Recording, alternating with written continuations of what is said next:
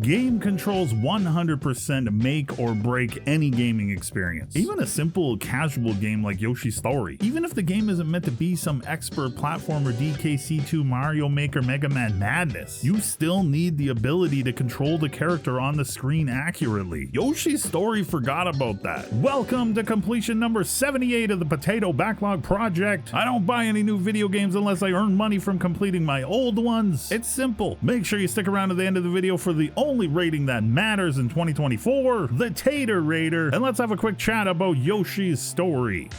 Originally released for N64 back in 1997, Yoshi's Story was later made available on Wii and Wii U Virtual Console. I ended up buying it for around $10 back in 2016 for Wii U. Today you can find and play the game with Nintendo Switch's online service. Yoshi's Story is a game that was geared towards a much younger audience. The gameplay is simple, the look is cartoony and cute, and you finish the levels when you collect enough fruit. Controlling Yoshi felt like a constant struggle throughout my whole playthrough. I think the game needed a D-pad option of some sort, instead of having to use the analog stick. I thought maybe it was the virtual port, so I read back to some old N64 reviews from back in the day, and this was a problem back then as well. Small adjustments left and right, starting and stopping never felt natural. I would miss things a lot. I would need to re-jump or reline things up. Visually, it might not look as bad as it felt. It just didn't have the same feel of tight responsiveness that most Nintendo titles do. The level structure of the game has you playing through 6 different worlds, represented as pages in a storybook. In each world, you only play through 1 out of the 4 possible levels. The idea is that each time you play through, it's a different story from the book. Personally, I think the game would have been much more engaging and interesting had it just run you through the 24 levels in a more linear fashion. At the end of my first playthrough, which does not take a lot of time, I was kind of ready to just be done with the game due to the unresponsive, janky controls. I took a crack at a second playthrough just to see some of the other level designs, but there just wasn't really much there that stood out to me. Visually, there were some cool moments, some cool bosses and set pieces. The game definitely has its own unique look. If the game had felt better for me to play and the levels lined up so I had a crack at everything in the first playthrough, it probably would have been one of those nice relaxing reset titles for me. A playthrough to cleanse the palate before the next epic adventure. But in the end, I was left disappointed by a bunch of cute little Yoshis.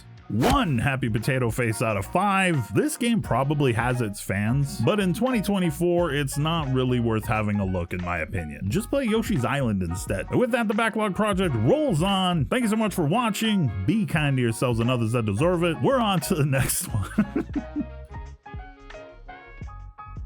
We're on to the next one.